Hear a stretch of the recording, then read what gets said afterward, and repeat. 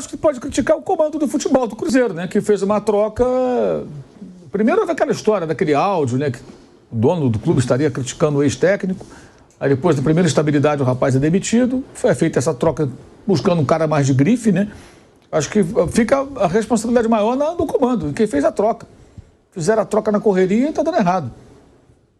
De novo, se a gente bater só no técnico, o dirigente sempre escapa. A gente tem que falar também de quem toma a decisão, né? E aí, bonitão? Fizeram a escolha. Acertaram ou errado? Por enquanto não está dando certo, não. É uma situação complicada aí do Diniz no Cruzeiro nesse começo. E sendo justo, né, Flávio? O Fernando Diniz, mesmo quando ele ganhou a Libertadores, ele falava, se eu não ganhasse, não iam elogiar meu trabalho, mas eu prefiro observar o trabalho. Se está rendendo, se não está, tem que reconhecer também essa situação. Agora, é o típico clube que não vai dar muito tempo para o Diniz, hein, Flávio? O Cruzeiro, o torcedor está querendo resultado, o torcedor está vendo investimento, o torcedor está engasgado com o baita momento do Atlético Mineiro. O Cruzeiro vem de uma sequência de anos que ele estava na Série B e o Atlético Mineiro conquistando Copa do Brasil, conquistando o Brasileiro, geralmente ganhando títulos mineiros em cima do Cruzeiro. A paciência do torcedor do Cruzeiro, ela não é grande no momento. Então, será que o Diniz vai ter tempo para mostrar esse trabalho ou ele tem que mostrar resultado logo antes que nem dê tempo dele mostrar trabalho? Bom, eu imagino que uma SAF pense como uma empresa. Uma empresa dá o tempo. Se não der, troca, paga multa e tá tudo certo. Não é uma coisa muito profissional, né? O profissional é aquele que dá um tempo. Você tem um projeto... Porque assim, o que eu imagino, contratou o Fernando Diniz, por quê? Porque gostava da maneira como ele trabalhava, gosta do projeto, da ideia do jogo que ele tem. Eu imagino que a contratação tenha sido essa. E não aquela de, vamos ver quem tá livre no mercado. Fernando Diniz, aí não vai dar em nada mesmo. Aí é sorte. E aí já não funciona. Então...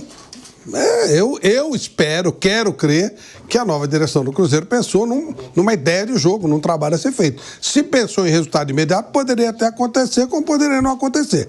Se a ideia era resultado imediato, se não der troca, vai trocar. É mais ou menos por aí. Esse momento aí do Fernando Diniz, onde ele vai precisar entregar resultado, ele sabe que ele vai precisar entregar resultado e chegando num clube que tem dinheiro. Isso é bom falar. Tem dinheiro, tem reforços, tem aí um meia que é de seleção brasileira, que é o Matheus Pereira, tem o Caio Jorge, né, que é um atacante aí de altíssimo nível, contratou também o Matheus, Matheus Pereira? Não, Matheus Henrique, que era do Grêmio. Qual o nome do volante, Vamp? O baixinho que veio lá do... Matheus Henrique. Matheus Henrique, tá certo, pô. Quê? Tá certo, Matheus Henrique. Matheus Henrique, é um Cruzeiro que gastou, gente. Gastou.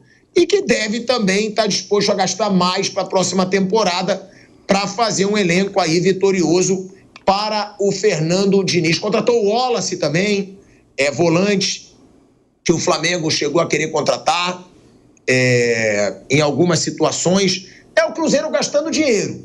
E aí, provavelmente, o Fernando Diniz vai ter mais pressão por causa disso, porque é um clube que gasta e que provavelmente vai querer resultado. E para piorar a situação do Diniz, o maior rival está voando. O maior rival está praticamente na final da Libertadores, está na final da Copa do Brasil, conquistou títulos recentes, conquista os títulos mineiros com frequência agora em cima do Cruzeiro. Então, o torcedor cruzeirense, claro, vai ter uma cobrança aí para cima do Diniz.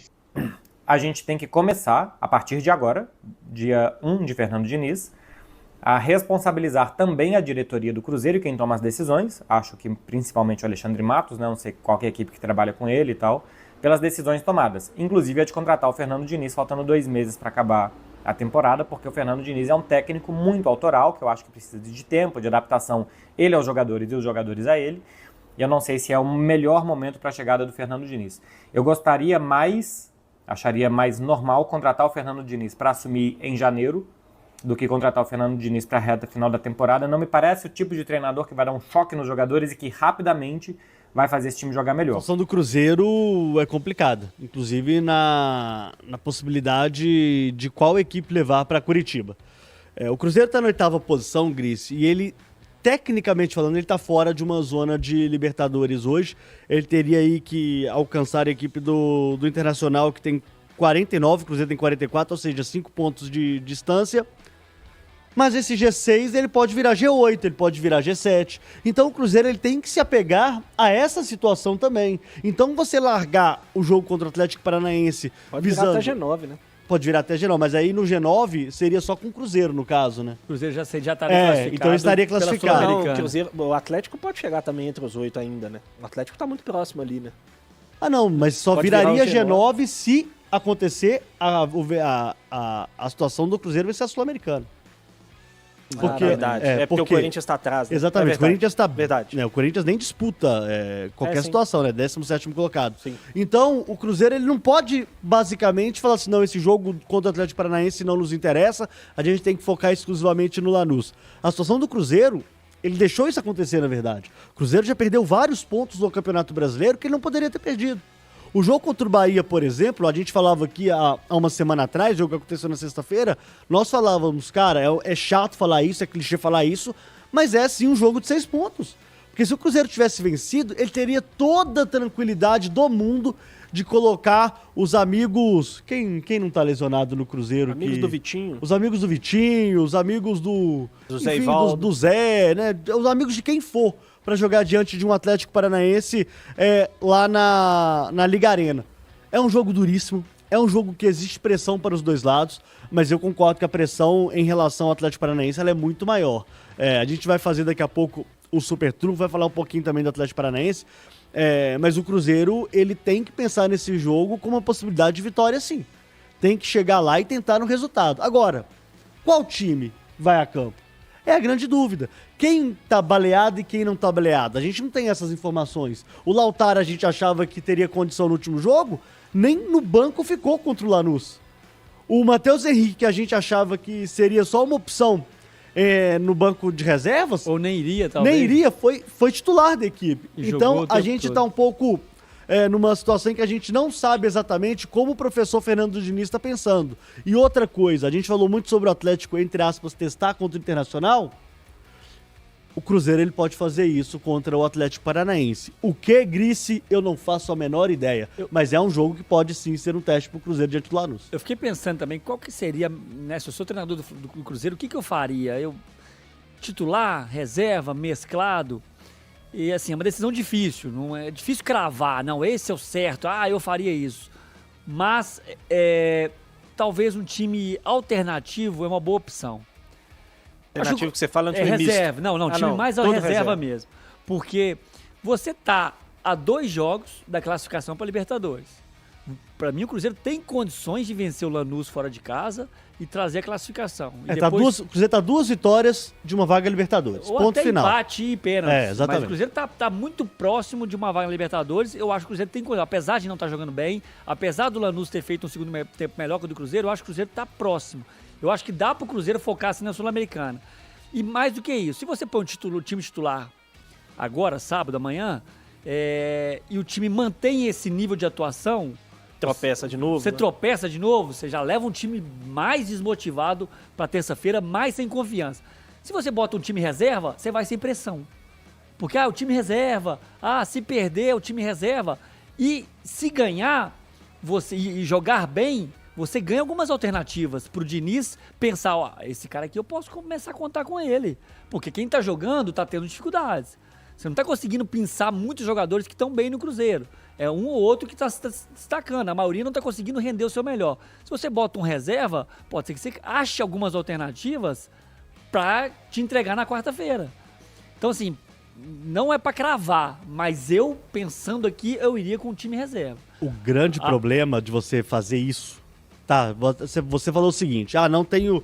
tirar a responsabilidade desse jogo. Beleza, é aceitável, é compreensível. Mas o risco que o Cruzeiro vai levar é muito grande.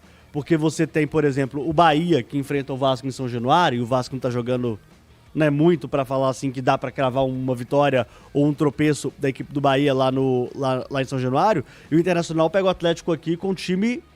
A gente já tentou montar o Atlético aqui, com o time basicamente reserva. Então a chance desse pelotão escapar, ele é muito grande. Ele é muito grande. Esse pelotão pode escapar do Cruzeiro amanhã. E aí, pra recuperar depois, meus amigos, vai ser bem difícil.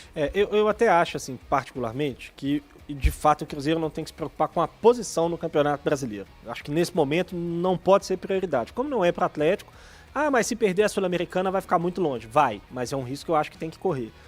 Eu confesso que a minha maior dúvida é se não vale a pena colocar um time mais forte para tentar se aproveitar do momento ruim do Atlético Paranaense e tentar ganhar um jogo para diminuir um pouco a pressão. Já são 6 jogos sem vencer, pode chegar a 7, e aí você vai enfrentar o Lanús na Argentina, precisando ganhar, sem vencer a 7 jogos, enfim. São coisas que precisa colocar na balança. Não é fácil a escolha que o Diniz vai ter que fazer, a decisão que ele vai ter que tomar, porque todas elas envolvem risco de algum lado. É muito diferente, por exemplo, da situação do Atlético, porque tem uma larga vantagem, tem um time que está com a confiança em alta e tudo mais, tem 2 finais pela frente, então largar o Campeonato Brasileiro é uma decisão mais fácil. Mas vamos ver o que vai fazer o Fernando Diniz.